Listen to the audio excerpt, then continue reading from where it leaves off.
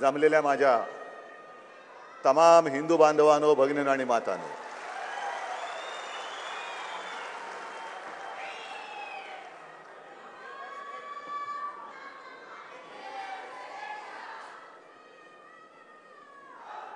हल्ली बऱ्याचदा असं होतं, ज्या आपल्या विराट जाहीर सभा झाल्या आणि आता तुमचा सगळ्यांचा उत्साह पाहिल्यानंतर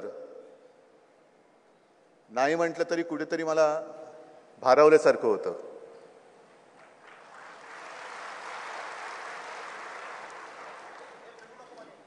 शिवसेना प्रमुखांनी मी अनेकदा सांगितलेले आणि अनेकदा सांगत राहीन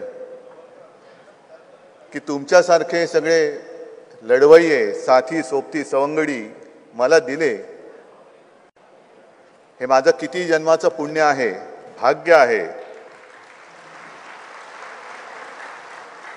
हे भाग्य ठीक आहे, आमदार चोरून, खासदार फोडून सत्ता मिळवता येत असेल, पण जीवाला जीव देणारे सोबती हे विकत घेता येत नाहीत. ते मला लाभलेले आहेत.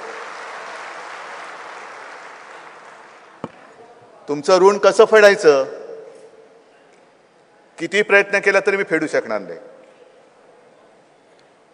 कारण तसं जर का कागदावर पाहिलं तर माझ्याकडे काहीच नाहीये. ना आपल्या पक्षाचं नाव आहे, ना आपल्या पक्षाचं चिन्ह.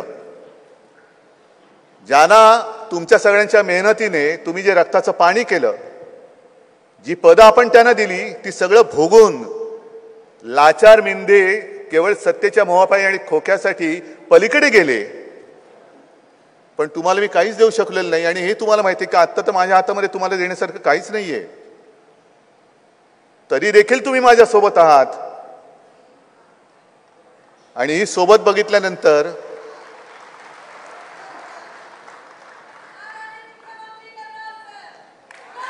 त्याहीपेक्षा मला तुमची साथ सोबत महत्वाची आहे.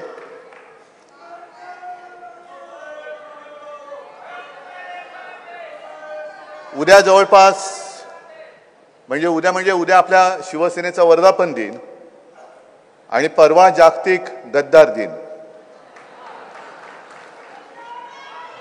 आपल्या गद्दारीला 1 वर्ष होईल, आपल्या लोकांनी केलेल्या. पण त्याच्यानंतर गेले वर्षभर जी लोक भेटतायत, तुम्ही सगळे तर आहातच, मराठी आहेतच, अमराठी आहेत, हिंदू आहेत, मुसलमान सुद्धा आहेत, ख्रिश्चन सुद्धा आहेत. आणि सगळेजण मला सांगतायत की उद्धवजी चिंता मत करो, हम आपके साथ हैं. हेच ते ठिकाण जिथे करोनाच्या वेळेला कोविड केअर सेंटर होतं. त्या कोविडमध्ये आपण काय काय केलं आपण सगळ्यांनी पाहिलं. आणि या सगळ्या भेटणाऱ्यांची भावना मला ते जे सांगतायत की त्यावेळेला तुम्ही आमच्यासाठी लढलात, तुम्ही आम्हाला वाचवलात. जो जा रहे जाने दो, जो गए उनको जाने दो, लेकिन इतना ध्यान में रखो कि जो सुख में साथ रहते हैं उनको रिश्ते कहते हैं, और दुख में जो साथ रहते हैं उनको फरिश्ते कहते हैं. तसे तुम्ही सगळे माझे फरिश्ते म्हणा, देवदूत म्हणा, शिवदूत म्हणा, बाळासाहेबांचे दूत म्हणा. हे जोपर्यंत माझ्या सोबत आहे तोपर्यंत किती शहा आणि अफजल खान आले तरी मला परवा नाही. हा शब्द मला परत आठवला 2014 नंतर. तेव्हा मी म्हटलं होतं अफजल खानाची फौज येते. लोक म्हणाले तुम्ही काय बोलताय. आता कळलं ना तुम्हाला अफजल खानाची फौज, अफजल खान कसा आहे. मला संताप एका गोष्टीचा येतो, हे सगळे उपरे म्हणजे नेते, जनता नाही मी म्हणत, हे आपल्याला आपल्या घरात येऊन दमदाट्या करतायत, आपल्या घरात येऊन फोडाफोडी करतायत. त्यांना मला एवढंच सांगायचंय की आम्ही नामर्दाची औलाद नाही. संजय, तुम्ही जे म्हणालात स्टालिनने जो इशारा दिलेला आहे, तो आत्ता मी नुसतं म्हटलं तर हा इशारा तात्काळ पहिला महाराष्ट्रात अंमलात येऊ शकतो, एवढी ताकद शिवसेनेची आहे. आणि ही सत्तेची मस्ती आहे. हा जो तुमचा फुगलेला फुगा आहे, तो फुगा फोडायला आम्हाला वेळ नाही लागणार. एवढीच जर तुमची मस्ती दाखवायची असेल तर मणिपूरमध्ये जा आणि दाखवा. जा तिकडे ईडी, सीबीआय, इन्कम टॅक्स सगळे पाठवा. पहिले त्या अधिकारी जातायत का बघा आणि गेले तर परत येत आहेत का बघा. जाळून टाकतील तिकडे लोक त्यांना. पण तिकडे लोक पेटलेली आहेत, पिसाळलेली आहेत. अगदी अमित शहाना सुद्धा कोणी जुमानत आहेत. काय केलं अमित शहानी जाऊन? मणिपूर पेटलेलं आहे. अजूनही मोदी, मला असं कळलं मोदी अमेरिकेत चाललेत आता, पण मणिपूरमध्ये जायला तयार नाहीयेत. विश्वगुरु अमेरिकेत तुम्ही जाऊन तुमचं ज्ञान पाजळणार विकत घेतलेल्या लोकांसमोर. माझ्या देशातला एक भाग पेटलेला आहे. मणिपूर माझ्या देशातलं राज्य आहे. ते पेटलेलं राज्य, अरे तुम्ही रशिया आणि युक्रेनचं युद्ध थांबवलं असे जी काही भाकड कथा सगळ्यांनी सांगितली आजपर्यंत, 10 वर्ष 9 वर्ष भारतीय जनता पक्षाची आहे भाकड कथा आहे. ती भाकड कथा सत्य करायची असेल तर मणिपूर शांत करून दाखवा. जा. पहिलं नुसतं मोदीने, मला असं वाटतं मोदी मणिपूरमध्ये जाऊनच दाखवावं. मग त्याच्यानंतर लोक त्यांचे ऐकतील की नाही ते बघतील.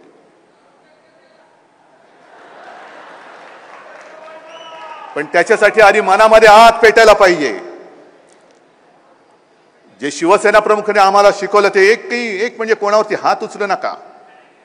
पण जर कोणी तुमच्यावरती हात उगारला तर तो हात जागेवर ठेवू नका. आणि आज मी मुद्दा म्हणून त्या आपल्या युवती सेनेच्या अयोध्येला मंचावरती बोलवलं होतं. काल तिच्यावरती शाईफेक झाली. त्याच्या आधी ठाण्यामध्ये त्या शिंदे नावाच्या आपल्या कार्यकर्त्याला मारपीट झाली. महिला गुंड तयार झालेत. पण याच्या पुढे जर माझ्या माता भगिनीवरती हात उठला तर तो हात जागेवर ठेवू नका.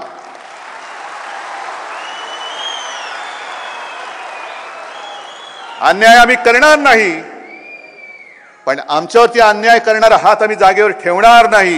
ही जी शिवसेना प्रमुखांची जी शिकवण आपल्याला आहे, ते शिवसेना प्रमुखांचे विचार हे विचारांचे वारसदार नाही आहेत.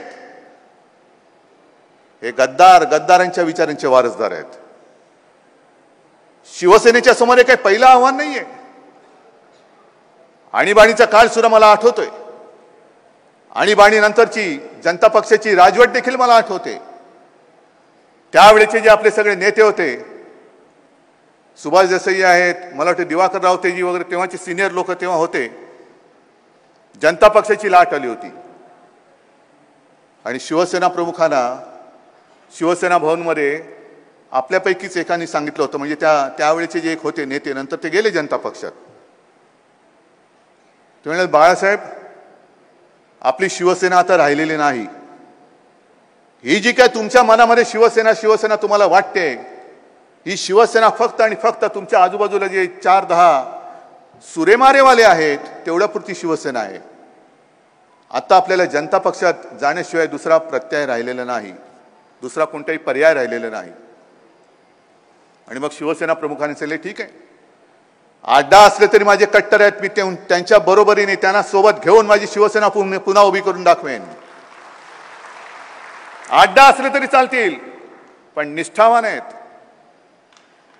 ढीकभर सगळे नाचलेले आणि गद्दार लोक बरोबर घेऊन जाण्यापेक्षा, गद्दारांच्या फौजेचं नेतृत्व करण्यापेक्षा मुठभर निष्ठावंतांच्या फौजेचं नेतृत्व मला कदापि मान्य आहे.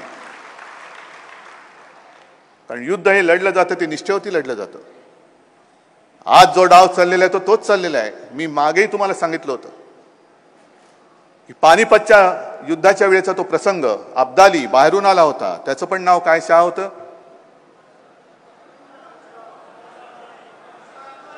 अमित शाह नाही, दुसरं काहीतरी होतं, मला ऐकायला नाही तिकडे, पण होतं ना काहीतरी शाह होतं ना. हा, तुम्हाला कळलं तर असं मी वाचलेलं आहे की तो अब्दाली पानिपतच्या युद्धाच्या आधी आला, बाहेरून आला होता, तो फौजा घेऊन आला होता आणि एका संध्याकाळी टेकडीवरनं समोर अथांग पसरलेलं, 18 पगड जाती जमातीत विखुरलेलं पण अथांग पसरलेलं मराठ्यांचं सैन्य बघत होता. सगळेजण चिंतित होतं की आता करणार काय, की हे मराठ्यांचं सैन्य अथांग पसरलेलं आहे, हे लढवय्ये आहेत, हार मानत नाहीत आणि उद्या आपला पराभव निश्चित आहे. आणि अब्दालीने विचारलं त्यांच्या खबऱ्यांना, खबरे सगळीकडे असतात, कदाचित एखाद दुसरं इकडे सुद्धा असेल, ही काय रे काय होणार? ते म्हणाले कठीण आहे, त्यांच्याकडे एवढं घोडदळ आहे, पायदळ आहे, हत्ती आहेत आणि हे मुळामध्ये मराठे आहेत, ते लढवई आहेत, ते पराक्रमाची शर्त करतील.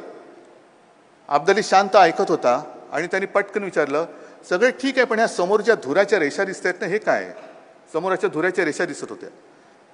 तेव्हा त्या खबऱ्यांनी सांगितले की शहनशाह, आता शहनशाह म्हणत होते की नाही मला माहित नाही, तर उद्धव ठाकरे चुकले, मी आपल्या त्या शहाशी जोडलेलो आहे, बाकी मला माहित नाही, की हे मराठी संख्येने मोठे आहेत, पराक्रमाला ऐकत नाहीत कोणाचं, पण यांच्यामध्ये हे 18 पगड जाती जमाती ते विखुरले आहेत, त्याच्यामुळे यांच्या चुली वेगळ्या आहेत. आणि एवढं ऐकल्यानंतर अब्दाली म्हणाला, बस पण उद्याचं युद्ध आपण जिंकलं. तर सगळे म्हणाले हे असं कसं होणार? ते म्हणाले जे जेवायला एकत्र येत नाहीत ते लढायला आणि मरायला काय एकत्र येतील? हीच जी आपली ज्ञानबाची मेख आहे, मराठ्यांमध्ये फूट पाडा आणि त्यांच्यावरती राज्य करा, ही आजची नीती नाहीये. त्यावेळेला छत्रपती शिवाजी महाराजांनी सुरतेमधली इंग्रजांची वखार लुटली होती. आजचे हे बसलेले वरचे हे मराठ्यांची मुंबई लुटतायत, हे तुम्हाला मान्य आहे का? आणि तुमच्या डोळ्यात देखत होणारी लूट म्हणजे सरकार कसं चाललंय, तर उठसूट लुटा लूट, उठला की लुटला, उठला की लुटला.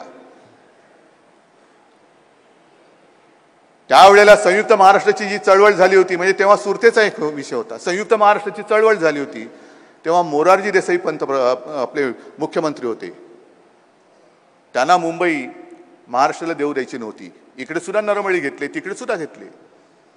आणि त्याच्यानंतर हे आलेले आहेत जे मुंबईचं महत्व मारायला निघालेले आहेत. मुंबई तर तोडू शकतच नाही, कारण शिवसेना प्रमुखांनी मागेच इशारा दिलाय, जो कोणी मुंबई महाराष्ट्रापासून तोडायचा प्रयत्न करेल तो कोणीही जरी असला तरी त्याच्या देहाचे तुकडे तुकडे केल्याशिवाय आम्ही स्वस्थ बसणार नाही. मग मुंबईचं महत्व मारायचं, मुंबईमध्ये वळणारा सगळा महसूल मारायचा आणि तो आपल्या गावात घेऊन जायचा. तुम्ही किती प्रयत्न केले तरी मुंबईचं महत्व आम्ही जाऊ देणार नाही. मुंबई तर तोडणं तर तुमच्या कित्येक पिढ्या, किती कुळं, 52 काय 552 कुळं जन्मली तरी होणार नाही. मी आता 23 तारखेला पाटण्याला चाललेलो आहे, पहिल्या प्रथम चाललोय. नितीश कुमार घरी आले होते. पूर्वी एक काळ असा होता की मातोश्रीमध्ये भाजपचे लोक यायचे, आता भाजप सोडून इथं सगळे पक्षांची लोक यायला लागलेत, कारण आता भाजपला शिवसेनेचं महत्व नाही कळलं. दुख में जो साथ देते हो फरिश्ते होते हैं हे विसरले. त्यांना फक्त सुखामध्ये जे सोबत येत आहेत तेवढेच पाहिजेत. पण उद्या तुम्ही जेव्हा सत्ता गेल्यानंतर रस्त्यावरती फिराल तेव्हा तुम्हाला विचारणारा एकही मित्र तुमच्या बाजूला येणार नाही, हे आजच लिहून ठेवा तुम्ही. पण पाटण्याला मी मुद्दामून चाललोय, मग इकडे पत्रकार आहेत, मध्ये मध्ये कधीतरी आपल्याला विचारतात, खरंच विरोधी पक्षांचा एकजूट होईल का हो, विरोधी पक्षांचं ऐक्य होईल का हो? पण पंतप्रधान पदाचा उमेदवार कोण? तुला काय करायचंय? विरोधी पक्षांचे एक काय युती होणार का हो? पहिलं विरोधी पक्ष म्हणजे कोण, कोणाचा विरोध? केवळ कोणतरी भाजप सत्तेत बसलेत आणि भाजपेतर पक्ष एकत्र येत आहेत म्हणून आम्ही विरोधी पक्ष नाही. ही जी होणार आहे ती विरोधी पक्षांची एकजूट होणार नाहीये, ही होणार आहे ती देशप्रेमींची एकजूट होणार आहे, स्वातंत्र्याच्या प्रेमींची एकजूट आणि स्वातंत्र्याच्या रक्षणकर्त्यांची एकजूट होणार आहे. मग तो कोणी असेल, ज्याला माझी भारत माता स्वतंत्र पाहिजे, त्या सगळ्यांना आम्ही आवाहन करतो की सोबत या आणि भारत मातेला पुन्हा एकदा आपल्या जोखडाखाली बांधू इच्छिणाऱ्या भाजपापासून भारत मातेला सोडवा. काल परवाकडे देवेंद्र फडणवीसांनी एक प्रश्न विचारलाय, कर्नाटक सरकारने सावरकरांचा धडा गाळला, उद्धव ठाकरेंचं मत काय? पहिले देवेंद्रजी तुमची परिस्थिती फार हालाकीची हो. तुम्ही बोलताय म्हणजे ठीक आहे, पूर्वी जाहिरात यायची, सहनही होत नाही, सांगता येत नाही. त्याचं उत्तम उदाहरण म्हणजे देवेंद्र फडणवीस. जर सहनही होत नाही, जे काही सगळे अपमान होत आहेत ते, आणि सांगता येत नाही, करू काय, कारण वर्ण आदेश आहे. देवेंद्रजी सावरकरांचा धडा वगळला याच्याबद्दल शिवसेना निषेध करतेच, पण ज्या सावरकरांनी आपल्या देशाच्या स्वातंत्र्यासाठी कष्ट भोगले म्हणून त्यांना स्वातंत्र्यवीर म्हणतात, त्या कष्ट करून मरण यातना भोगून सावरकरांनी जो देश स्वतंत्र केला, तो देश ज्याचा स्वातंत्र्य संग्रामात काडीचाही संबंध नव्हता, अशी एखादी विचारधारा तिच्या जोखडाखाली आणू इच्छिते, त्याच्याबद्दल तुमचं मत काय? काय सावरकरांची मतं? काय सावरकरांनी कष्ट आणि हाल अपेष्टा भोगल्या होत्या त्या मोदींसाठी आणि फडणवीसांसाठी भोगल्या होत्या? एवढे जे क्रांतिकारक फासावरती गेले, त्यांनी गोळ्या झेलल्या, छातीवरती झेलल्या, तुरुंगवास झेलले, ते काय तुमचे भक्त म्हणून देशामध्ये गांडुळांच्या अवलाद पैदास करण्यासाठी जमले केले? जर मी देवेंद्र फडणवीसांना सांगतोय, जर तुम्ही खरे सावरकर प्रेमी असाल तर तुमच्या वरती बसलेत ना, जसं संजय राऊतांनी सांगितलं की आमचा एकच बाप आहे, तुमचे किती तुम्हाला माहिती ना, कारण मध्ये जाहिरात आली होती त्याच्यात बापच बदललेला, मग दुसरा विषय आणखीन सगळ्यांचे फोटो. पण जर खरं तुम्ही सावरकर प्रेमी असाल तर देश आपल्या बुडाखाली घेणाऱ्या तुमच्या नेत्याचा धिक्कार करा. करा, हिंमत असेल तर करून दाखवा.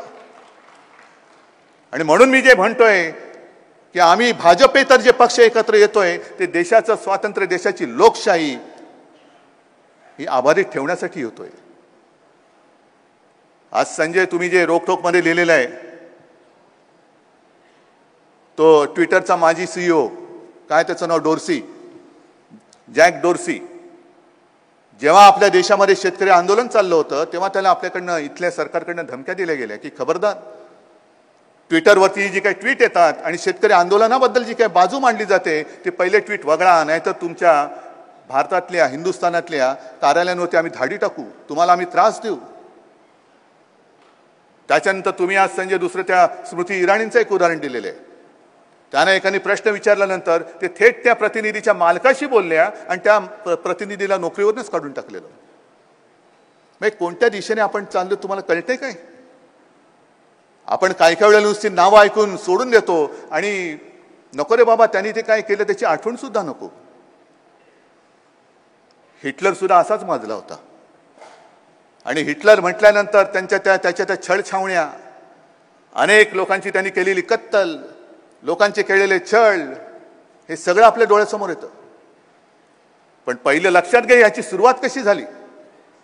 हिटलर काही अचानक जन्माला नाही आला, त्यांनी आले आले काही छळछावण्यांचं टेंडर नाही काढलं. पहिल्या प्रथम त्या पक्षांनी मीडियावरती कंट्रोल, नियंत्रण आणायला सुरुवात केली. आपल्या विरोधातल्या बातम्या येणार नाहीत, कशा येणार नाहीत त्याची सुरुवात केली. एक एक करत विरोधी पक्ष ते संपवत गेले. विरोधी पक्षांच्या समर्थकांच्या मागे तेव्हा ईडी, इन्कम टॅक्स नसेल पण छळ सुरू केला आणि एकच पक्ष ठरवायला लागला की सत्य काय आहे, सत्य काय आहे, जे सत्य असेल ते दडपून टाकायचं आणि आम्ही म्हणू तेच सत्य. हे एक पक्ष जेव्हा ठरवायला लागला आणि सगळ्यात महत्त्वाचं म्हणजे जेव्हा सर्वसामान्य जनता हे सगळे डोळ्या देखत घडत असताना सुद्धा निश्चित पडून राहिली, तेव्हा हिटलर माजला. मग आपल्या देशाची वाटचाल हिटलरच्या दिशेने नाही ना चाललेली, कारण त्याचंही चिन्ह स्वस्तिकच होतं. त्याचंही चिन्ह स्वस्तिकच होतं. हिंदू हिंदू हिंदू आहो, आम्ही हिंदू आहोतच. भले आम्ही काँग्रेस सोबत गेलो कारण तुम्ही आम्हाला ढकललं म्हणून आम्हाला काँग्रेस सोबत जावं लागलं. अमित शहा पुण्यामध्ये येऊन गेले आणि मला प्रश्न विचारले त्यांनी, 370 कलम बद्दल तुमचं काय मत आहे, अमुक बद्दल तुमचं काय. अहो तुम्हाला जर प्रश्न विचारला, अदानीवरनं प्रश्न विचारला तर तुमची बोबडी वळते. तुम्हाला प्रश्न विचारला तर त्या राहुल गांधीला घराबाहेर काढतात, लोकसभेतून काढतात आणि तुम्ही आम्हाला उलट प्रश्न विचारता. तुमच्या सगळ्या प्रश्नांची उत्तरं आमच्याकडे आहेत. 370 कलम तुम्ही जेव्हा काढलं तेव्हा पाठिंबा देणारी शिवसेना होती. बातम्या देऊन काढून बघा, तुम्ही तेव्हाच्या बातम्या काढून बघा. पण 370 कलम काढल्यानंतर सुद्धा जवळपास 5-6 वर्ष झाली अजूनही काश्मीरमध्ये निवडणुका का घेत नाहीत याचं उत्तर अमित शहानी द्यावं. का तुम्ही निवडणुका घेऊ शकत नाही? 370 कलम काढल्यानंतर आज देखील माझा तिथला हिंदू हा असुरक्षित काय, टार्गेट किलिंग का होत आहे? तुम्ही बसलात ना दोघही, मोदी आणि शहा बसल्यात, जगातले सर्वात शक्तिशाली नेते, हे तिकडे बसून सुद्धा हिंदूंचं शिरकाण होत आहे. अजूनही घर सोडून गेलेला काश्मीरी पंडित हा काश्मीरमध्ये जाऊन घरात राहू शकलेला नाही. याची जबाबदारी अमित शहा तुमची नाहीये? मणिपूर जे तुम्ही पेटून ठेवलेले आहेत आणि पेटल्यानंतर सुद्धा काय गोमूत्र शिंपडताय त्याच्यावरती आग विझवायला? काय करतात तुम्ही? कर्नाटकामध्ये सुद्धा म्हणजे आपल्याला कशी गंमत असते बघा, आपले जे काही गद्दार गेले त्या गद्दारांनी सांगितलं, आणि तेव्हा भाजप सांगत होते की तुम्ही लोकसभा आणि विधानसभा मोदींचा चेहरा लावून जिंकलात. त्यावेळेला युती होती, आम्ही मोदींचा चेहरा लावला, तुम्ही बाळासाहेबांचा चेहरा लावलात. पण आज मी आव्हान देतो आहे, पुन्हा पुन्हा देतोय, तुम्ही मोदींचा चेहरा घेऊन महाराष्ट्रामध्ये या. मी माझ्या वडिलांचा चेहरा घेऊन येतो, बघूया कोण जिंकतं.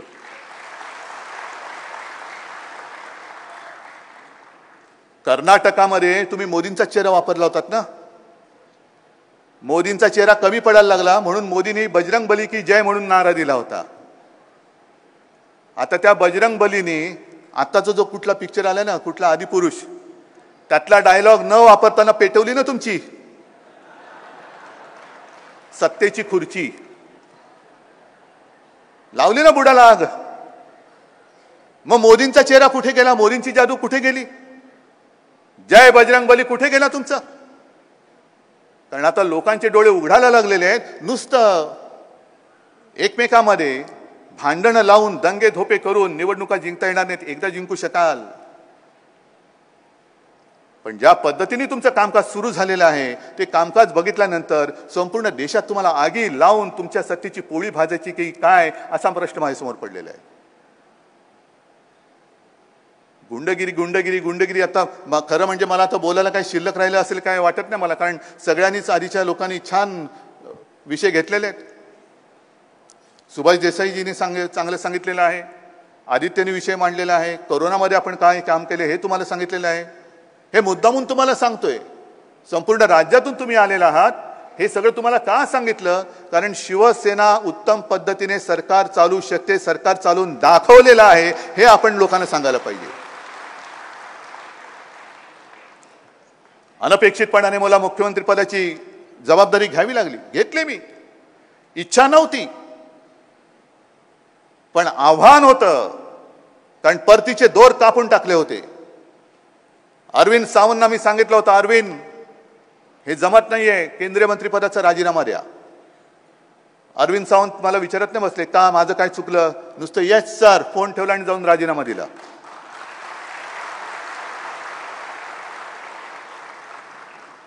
आणि मग जेव्हा अशी परिस्थिती निर्माण झाली की नेतृत्व मुख्यमंत्रीपद मला स्वीकारावं लागलं. अनेकांना असं वाटलं होतं की हा काय काही दिवसांमध्ये हा उडणार. सगळ्यांना झोपवलं होतं मी.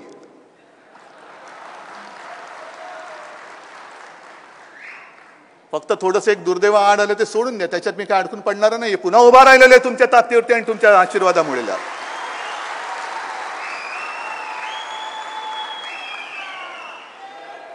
पण तेव्हा सगळ्यांना असं वाटलं होतं की एकतर शिवसेनेमध्ये प्रशासक ही मानसिकताच नाहीये आणि हा उद्धव ठाकरे याला काय कळते, हा काय कारभार करणार. पण मला खरंच अभिमान वाटतो, प्रशासन तेच होतं, तुम्ही सुद्धा तेच आहात. पण आज मला जो एक मान मिळतोय, प्रत्येक जण जो भेटतो तो सांगतोय की उद्धवजी तुम्ही आम्हाला एक कुटुंबातले वाटता, कुटुंबातले एक सदस्य वाटता. अरे याच्यासारखं सुख हे कोणत्याही मुख्यमंत्र्याच्या नशिबी नाहीये. आणि किती खोके दिले ना तरी कोणी तुम्हाला कुटुंबातला सदस्य मानणार नाही, कारण कुटुंबात घेतला तर कुटुंब फोडतील.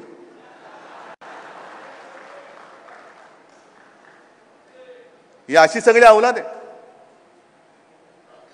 देशासमोर आज जो काही एक मोठा प्रश्न उभा राहिलेला आहे, मी अनेकदा विचार करतो की पूर्वी आपण असं म्हणायचो की देशामध्ये एक मजबूत सरकार पाहिजे, स्थिर सरकार पाहिजे. पण आता मला असं वाटायला लागलेलं आहे की एक प्रश्न तुम्हाला आहे, तुम्हाला देश मजबूत आणि स्थिर पाहिजे का सरकार मजबूत आणि स्थिर पाहिजे?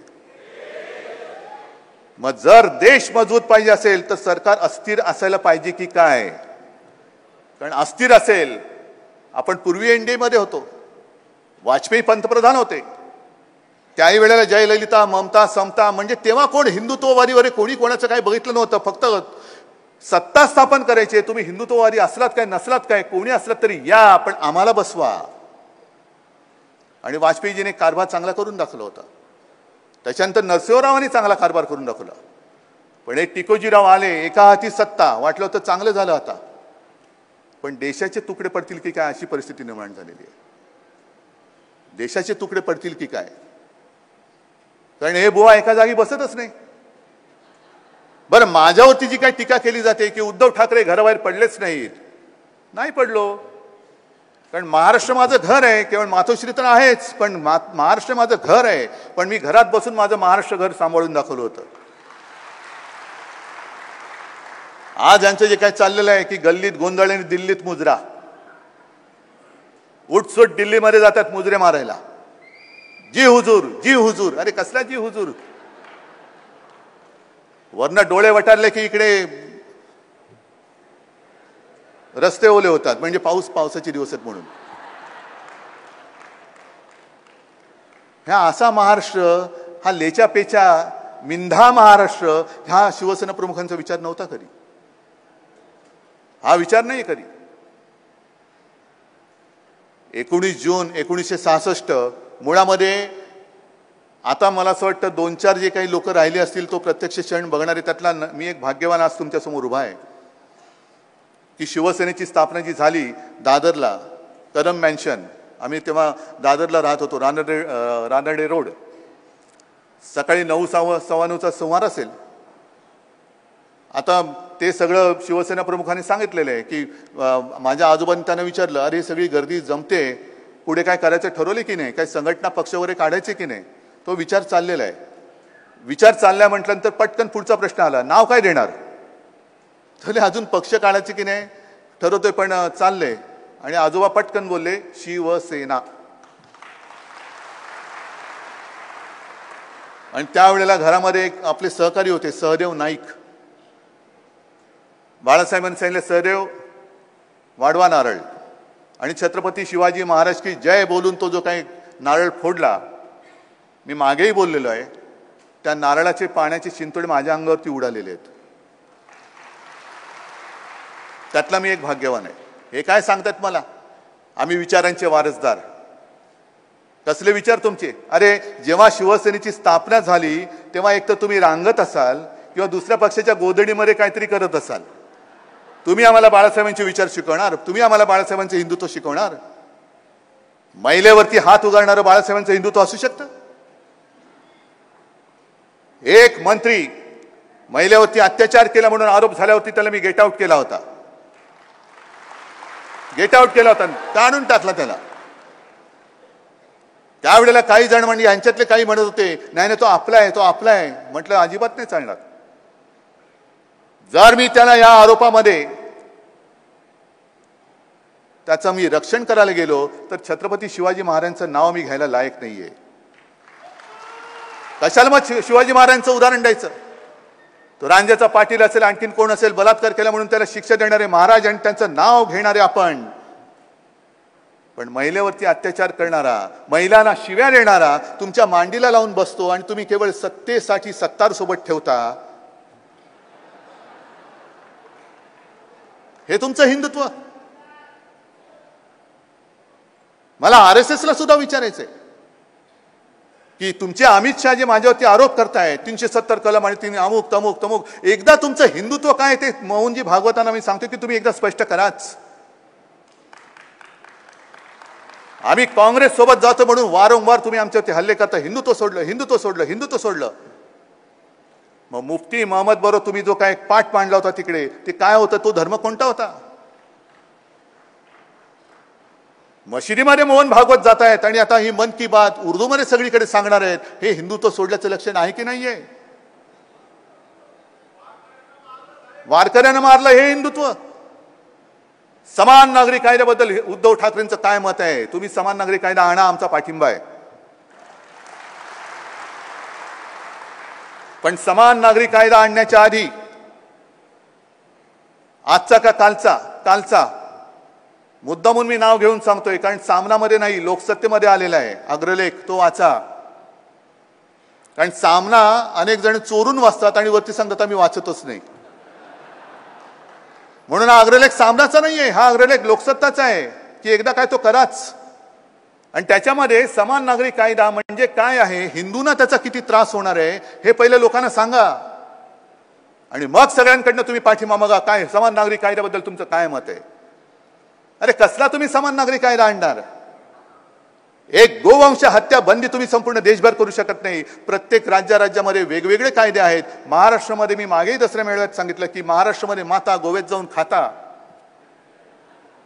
केरळामध्ये काय चालले माहिती नाही, कर्नाटकात गोवंश हत्याबंदी आहे की नाही माहिती नाही. मध्ये त्रिपुराचे त्यांचे प्रदेशाध्यक्ष बोलले की आम्ही गोमांस खातो, रिजिजू बोलले आम्ही गोमांस खातोय. काय वाकडं केलं तुम्ही त्यांचं?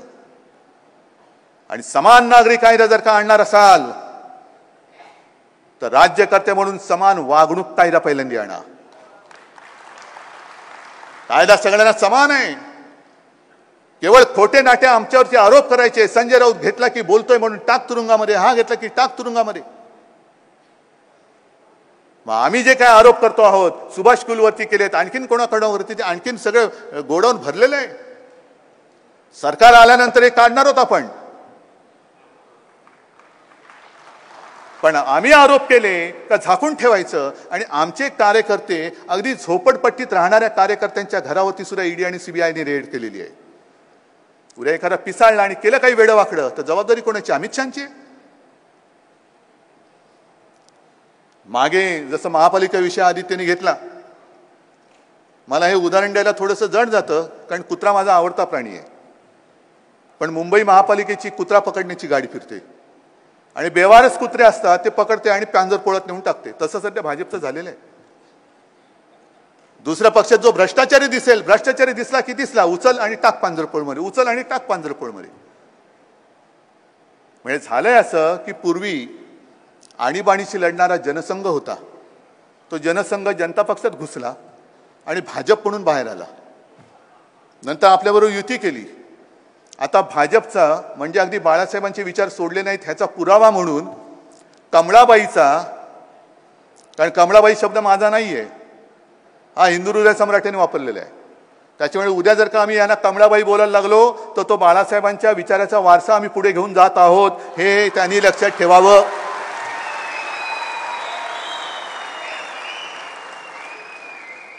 तर या कमळाबाईचा आता काय तोंडात बसलं नाव तर घेण्याशिवाय पर्याय नाही.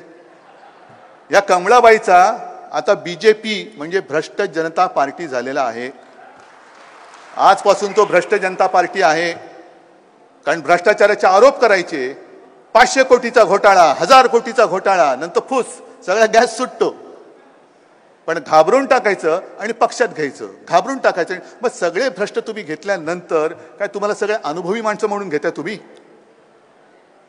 आणि मला तर असं कळलंय की आपल्या मेंढ्यांना त्यांनी जबाबदारी दिली की निवडणुकीपर्यंत काही 1000 कोटी आम्हाला पाहिजेत. मग हे जे काय मुंबईची लुटालूट चाललेली आहे, मुंबईमध्ये खरं मी आज वृत्तपत्रात वाचलं, मी मुख्यमंत्री असताना मुंबईसाठी डिसॅलिनेशन ऑफ वॉटर म्हणजे समुद्राचं पाणी पिण्यायोग्य करण्याचं ओके केलं होता, गो हेड दिला होता. पण अजून थांबून ठेवलेले आहेत का? त्या फिल्टरेशन प्लांटमध्ये कोणाचं काय अडकलंय? झारीमधला कोण शुक्राचार्य आहे का? ही सगळी कामं अडकून ठेवायची, पैसे काढायचे आणि मग आम्हीच काम केलं. हिंदू हृदय सम्राट बाळासाहेब ठाकरे दवाखाना हे आपल्या वचननाम्यातलं वचन होतं. आपण त्याला मान्यता दिली होती. अजित पवारांच्या त्या बजेट सेशनच्या भाषणामधलं ते वचन आहे आपलं, आपण पूर्ण केलं. फोटो यांचे मला सांगितलं साहेब ही तुमची कामं आणि फोटो यांचे का? म्हटलं पेशंटचे लावले असतील, पेशंटचे लावले असतील. दवाखान्यामध्ये कोणत्या प्रकारचे पेशंट आम्ही तपासतो त्याच्यासाठी यांचे हसरे फोटो लावलेले आहेत. म्हणून ही सगळी चाललेली लुटालूट आणि त्याही पेक्षा एक हिंदुत्वाचा भ्रम पसरवून हिंदू खतरे में है का एवढे सगळे तुम्ही मातब्बर नेते तिकडे बसल्यानंतर आम्ही मुंबईत आणि महाराष्ट्रामध्ये होतो तेव्हा कधी जाती दंगली का नाही झाल्या? का शेतकऱ्यांचं आंदोलन झालं नाही? दिल्लीमध्ये सुद्धा सीए एनआरसी मधलं आंदोलन पेटलेलं असताना ठिकठिकाणी दंगली होऊन सुद्धा महाराष्ट्रामध्ये हिंदू मुस्लिम दंगल का नाही झाली? आणि तुम्ही आल्यानंतर दंगली सुरू झाल्या. जन आक्रोश, हिंदू जन आक्रोश. जा काश्मीरात जा, आक्रोश करा. जा मणिपूरमध्ये जा, हिंदू जन आक्रोश मोर्चा मणिपूरमध्ये काढा. कारण तिकडे सुद्धा हिंदूच मारले जात आहेत. हिंदूच मारले जात आहेत. आक्रोश करायचा असेल ना तर पहिले तिकडे जा आणि हिंदू पंडितांचा आक्रोश ऐका. इकडे आता हिंदू मुस्लिम दंगल वगैरे काही होणार नाहीये, अजिबात होणार नाही. कारण आमचं हिंदुत्व काय आहे? आमचं हिंदुत्व हे राष्ट्रीयत्व आहे. हे माझ्या आजोबांपासून चालत आलेलं हिंदुत्व, जे माझ्या वडिलांनी पुढे नेलेलं, आणि तोच वारसा घेऊन मी आणि आदित्य पुढे होतो. आपण सगळे त्याचे साक्षीदार आणि सोबती आहात. नुसतं हिंदुत्व हिंदुत्व हिंदुत्व म्हणजे काय? तुमचं हिंदुत्व फक्त गोमूत्रामध्ये अडकलेलं आहे. अरे आपल्या सभा झाल्यानंतर दुसऱ्या दिवशी येऊन हे भाकड सगळे हिंदू, बोगस हिंदू गोमूत्र शिंपडत होते. गोमूत्र शिंपडणारे हिंदू हे आम्हाला मान्य नाहीये. शेंडी जानवाचं हिंदुत्व आम्हाला मान्य नाहीये. देवळात घंटा बडवणारं हिंदुत्व आम्हाला मान्य नाहीये. देशासाठी, देशाच्या स्वातंत्र्यासाठी जो जीव गेला तरी 72 पण मागे हटणार नाही, असा नुसता बोलणार नाही तर तसा करणारा आणि वागणारा हा प्रत्येक जण, अगदी धर्माने मुसलमान असला, ख्रिश्चन असला तरी तो आमचा आहे, तो हिंदू आहे. ही आमची हिंदुत्वाची व्याख्या आहे. म्हणून मला भाजपला सांगायचंय की तुम्ही या देशाचं स्वातंत्र्य गिळायला बघू नका. हे गद्दार दिन उद्या जे काही साजरे करणार आहेत गद्दार, त्यांनी या आपल्या राजकीय आईवरती, शिवसेनेच्या कुशीवरती वार करून तुम्ही गेलेला आहात. ह्याचं पाप तुम्हाला काय असतं ते भोग लागल्याशिवाय राहणार नाही. शिवसेना ही केवळ पक्ष किंवा संघटना नाहीये. शिवसेना ही आपली आई आहे. त्या आईच्या कुशीवरती वार करणाऱ्यांची गद्दार अवलाद तुमच्या सोबत गेलेली आहे. पण हिंदुत्वाचे बाप तुम्ही नाही आहात. आणि पहिला महत्वाचा मुद्दा म्हणजे देश, हा आपला देश, भारत माता, हिंदुस्तान. पंतप्रधान असो किंवा कोणी असो, तो देशापेक्षा मोठा होता कामा नये. देश हा सर्वोच्च आहे, पंतप्रधान त्याचा सेवक आहे. परदेशात गेल्यानंतर तुम्हाला विचारलं कोण तुम्ही? होय मी भारतीय आहे, मी हिंदुस्थानी आहे. आपले मिंदे गेले होते, त्यांना विचारलं तुम्ही कुठून आलात? तर त्यांनी सांगितलं इंडिया. अच्छा, मोदी काय मोदींच्या देशात आला? मोदींचा देश का बाकीच्यांचा देश नाहीये? जर तुम्ही सगळ्यांची नावं बदलायला लागलात काय तुम्ही माझ्या देशाचं, भारत मातेचं नाव सुद्धा बदलणार? माझ्या प्रत्येक नागरिकाची ओळख माझ्या हिंदुस्थानचा नागरिक म्हणून झाली पाहिजे, भारत मातेचा पुत्र म्हणून झाली पाहिजे. मोदीचा अंध भक्त म्हणून होता कामा नये. मी भारतीय आहे, मी हिंदुस्थानी आहे, याचा मला अभिमान आहे. मी मोदीचा भक्त आहे, ही माझी ओळख मी कदापि होऊ देणार नाही आणि आपणही कोणी होऊ देता कामा नये. भारत आहे, भारत भारत. हिंदुस्थानी ही आपली ओळख आहे, फार मोठी आहे. हे पंतप्रधान कालही कोणतरी होते, आज हे आहेत, उद्या आणखीन 100 होतील. पण वर्षानुवर्ष आपला हिंदुस्थान हिंदुस्थान म्हणून आलेलं आहे. त्याची एक संस्कृती आहे, त्याचे एक संस्कार आहेत. हे आमचं हिंदुत्व आहे, हे आमचं हिंदुत्व आहे. नुसतं याचं नाव बदल, त्याचं नाव बदल. कर्नाटकामधला सावरकरांचा धडा वगळला, पण त्याच फडणवीसांना मी सांगतोय की तुमच्या पाठ्यपुस्तक मंडळावरच्या अनेक जणांनी राजीनामे दिलेले आहेत. ही आमची पुस्तके नव्हेत. कारण त्याच्यामध्ये तुम्ही ढवळाढवळ केलेली आहे, तुम्ही खाडाखोड केली आणि त्यांनी जे काय मंजूर केलं होतं ते पुसून टाकून तुमचं तुम्ही टाकले. त्या सगळ्या तज्ज्ञांनी सांगितले की हे आमची मान्यता नसलेली पुस्तकं आहेत, ही पुस्तकं आम्ही मान्य केलेली नाहीत. मग तुम्ही खाडाखोड करतात, ते खाडाखोड करतायत. कोणी सुरुवात केली, कोणी शेवट करायचा? इतिहास बिघडून काही साधणार नाहीये, तर इतिहास घडवावा लागेल. तुम्ही इतिहास बिघडवणारे आहात, आम्ही इतिहास घडवणारे आहोत. आम्ही इतिहास घडवणारे आहोत. आणि म्हणून आज तुम्ही सगळे जे काय आलेले आहात, हे निवडणुकीचं वर्ष सुरू झालेलं आहे. एक गोष्ट तुमच्या लक्षात आलेली आहे की पैसा तर बदाबदा ओतला जाणार. अरे एकेका माणसाला 50-50 खोके दिले तर मतदाराला आणि याला किती जातील? पण कर्नाटक ठीक आहे, आपला बेळगाव कारवार वगैरे तो भाग एक आहेच, पण कर्नाटकातल्या जनतेला मला खास धन्यवाद द्यायचे आहेत की तुम्ही या बाहुबलींसमोर नमला नाहीत, त्यांना घाबरला नाहीत. या महाशक्तीचा फुगा तुम्ही फोडलात. बजरंग बलीला सुद्धा मी नमस्कार करतोय, साष्टांग दंडवत घालतोय की तू गदा त्यांच्या डोक्यात हाणलीस. तीच शक्ती मला माझ्या महाराष्ट्रातल्या जनतेला पाहिजे, तीच शक्ती पाहिजे. कारण पैशाचा पाऊस पडेल, योजनांचा पाऊस पडेल. प्रत्येक जण माझे कोण ना कोणतरी महत्वाचे पदाधिकारी आहात. जा गावागावात चर्चा सुरू करा. मगाशी किशोरीताई तुम्ही सांगताना मी थोडंसं ऐकलं की त्यावेळेला गॅस काय होता, आता गॅस किती आहे. मोदींचंच एक भाषण होतं तेव्हाचं, पेट्रोल ऊपर जा रहा है कि नीचे जा रहा है, महंगाई ऊपर जा रही है की नीचे जा रही आहे. जा गाव वाड्या चावडींवरती जा आणि सगळ्यांना विचारा, महागाई वर चालली का खाली आलेली आहे, बेकारी वाढले का कमी झालेली आहे, गॅसचे दर वाढलेत का कमी झालेत, हे सगळं विचारा. खात्यामध्ये 15 लाख आलेत का, शेतकऱ्यांना नुकसान भरपाई मिळाली का. बऱ्याचदा काय होतं, मी अनेक वेळा तुम्हाला सांगितलेलं आहे की गावागावामध्ये बॅनर लागतात मोठे, पेट्रोल पंपाच्या बाजूला मुख्यमंत्री आणि पंतप्रधानांचे फोटो असतात. ही सौभाग्य योजना, उज्ज्वला योजना, एवढ्या लाख कोटींना ह्याचा लाभ झाला. मी विचार काय करतो, अरे माझ्या गावात नसेल झालं, बाजूच्या गावात झाला असेल. बाजूचा विचार करतो, त्याच्या गावात नाही झाला, पलीकडच्या गावात झाला असेल. कारण आपण एकमेकात बोलतच नाही कधी. पण जेव्हा संपूर्ण आढावा घेतो तेव्हा कळतं की हे पोकळ आहे, खरं काहीच घडलेलं नाहीये.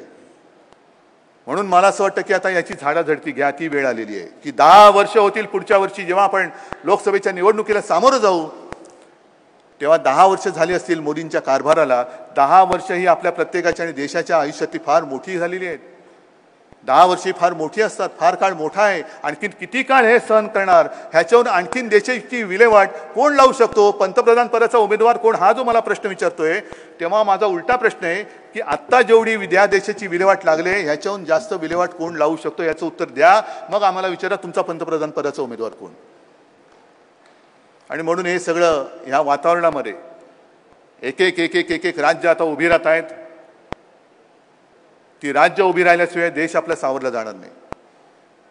कारण भाजपची जी वाटचाल सुरू आहे ती या देशातली लोकशाही मोडून, संघराज्य पद्धती मोडून अध्यक्षीय हुकुमशाहीकडे देशाला नेण्याची वाटचाल सुरू झालेली आहे. आणि ही जर का मोडायची असेल तर मगाशी जी तुम्हाला मी सांगितलं की जर्मनीमध्ये हिटलरनी जे केलं तशी सुरुवात आपल्याकडे झालेली आहे. आणि तो त्या छळछावण्यांपर्यंत केव्हा जाऊ शकला, जेव्हा सर्वसामान्य जनता ही डोळे मिटून निश्चित पडून राहिली तेव्हा तो जाऊ शकला. म्हणून आपलं सगळ्यांचं काम आहे की आपल्या देशाला, आपल्या भारत मातेला तिथपर्यंत न्यायचं नाहीये. आपल्याला क्रांतिकारकांची शपथ घेऊन पुढे जायचं आहे. अरे ते जर झाले नसते तर आपल्याला देशाचं स्वातंत्र्य मिळालं नसतं. पण त्यांनी दिलेलं स्वातंत्र्य, त्यांनी जीव गेला तरी 72, फासावर जाताना वंदे मातरम म्हणून ते गेले आणि स्वातंत्र्य देऊन गेले. कोणी बघितलं होतं कोण ह्याच्या पुढे राज्य करणारे, कोण तुम्ही, कोण उद्धव ठाकरे, कोण काय, कोण नाही. पण माझा देश, माझा देश, माझा देश, माझा देश स्वतंत्र झाला पाहिजे. इंग्रजांना सुद्धा जावं लागलं. म्हणजे यांच्या डोक्यात जर मस्ती चढली असेल तर त्यांनाही मी सांगतोय की इंग्रजांची सुद्धा मस्ती होती. त्यांचं साम्राज्य जगभर एवढं होतं की कधी कुठेही जा, कुठेतरी सूर्य असायचंच. तेव्हा इंग्रज बनायचे गुरबीमध्ये की आमच्या डोक्यावरचा सूर्य कधीच मावळत नाही. आता सूर्यही मावळला, इंग्रजही गेले आणि इंग्रजांच्या देशात भारतीय वंशाचा पंतप्रधान झाला. तसा भाजप हा आव्हान नाहीये, हे आव्हान नाहीये. पण भाजप जे चुकीचे पायंडे पाडतोय ते आव्हान आहे.